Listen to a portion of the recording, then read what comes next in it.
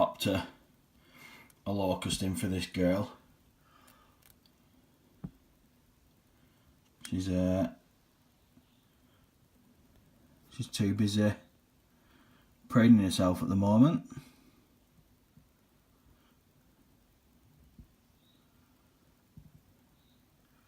Locust is just round there, so I do think, oh there, yeah, I'm going to say, I do think she's going to grab it. Locust is hanging on. That's what I mean about how strong locusts are. They're, oh no, see, but still.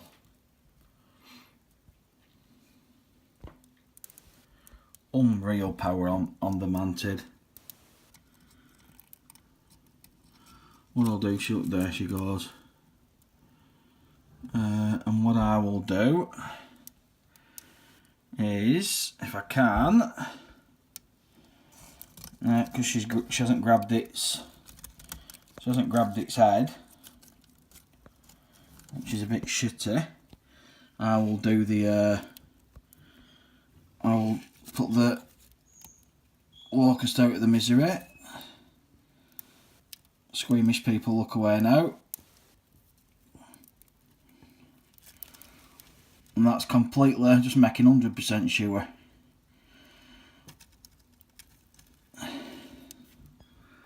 That's completely flattened now, as that.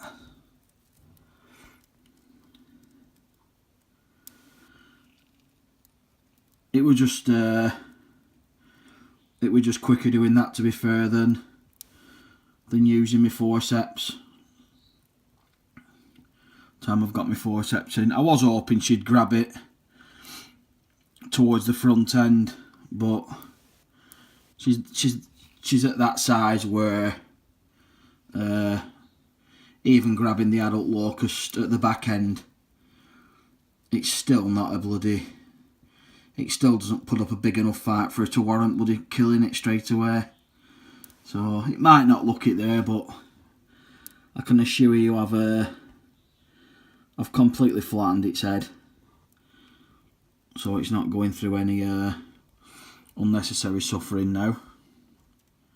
I think I'll just kill them from now on before I put them in, and just tongue feed her. I mean, I don't know what size bloody, I think obviously doobie roaches, adult doobie roaches might be strong enough for it to warrant to kill them or immobilise them quickly. There's not many other feeding videos I can do, to be fair. The centipede wasn't out and about, although I've checked on it this morning and it's at its locust. And my Hattie girl, the very elusive Hattie who thinks she's a burrowing tail, not a boreal, she grabbed her locust without me catching it at all. It sort of went down, made its way over to the back and went down its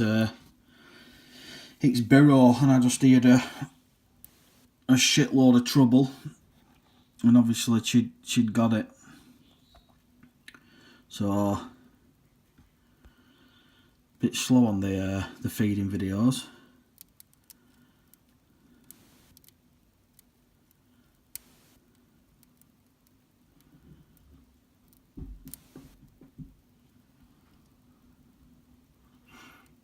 I don't know why she's bothering with legs. They're very, very tough for locust legs. She doesn't usually bother with them, to be fair. I mean, there's a bit of meat in drumstick, but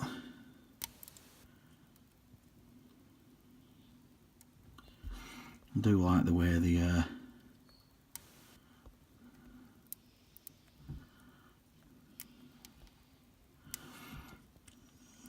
mechanical nature of a mantis eating. There is something almost robotic about them, about the way the jaws work and whatnot.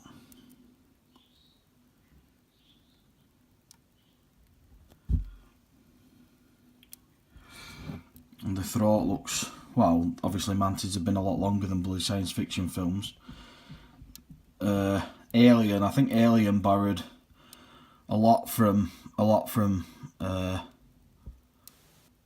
mantids, you know, like the tubular sort of throat. You can see on xenomorphs, they're full of tubes and whatnot. Like, look at that bloody... What I'll try and do is get a little bit closer to mantis, and then I can zoom in and it should stay pretty detailed, especially if I remember to upload it with iMovie so it's 1080p.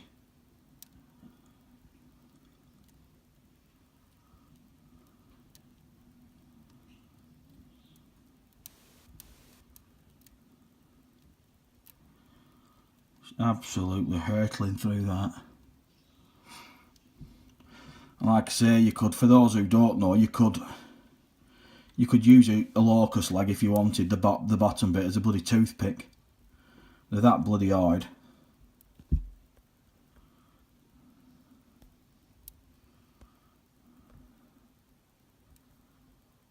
a bloody fly buzzing round. I have got a new inverter. Oh, I've got to do the every one, don't it? I mean, even that looks like from the Queen alien with a massive ovipositor type thing. It looks like they borrowed heavily from a female mantis.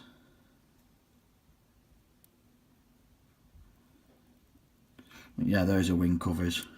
I do like them. Yeah, so like I was saying, I have got a new tarantula ordered. That should be with me maybe next week, I think. Certainly the week after. Obviously I'll have a video up when she arrives.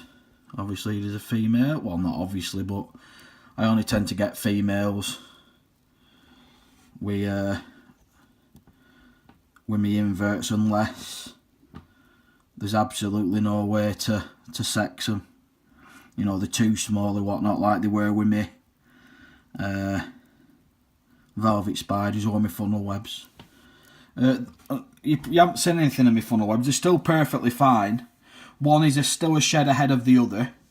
It's just that they've webbed their enclosures up in such a way I can only like open a little bit of the enclosure to drop a cricket in. And it's just webbed up to death, so there's nothing to see. So the next video you see of them will be a rehousing video when they've outgrown the tubs at the moment.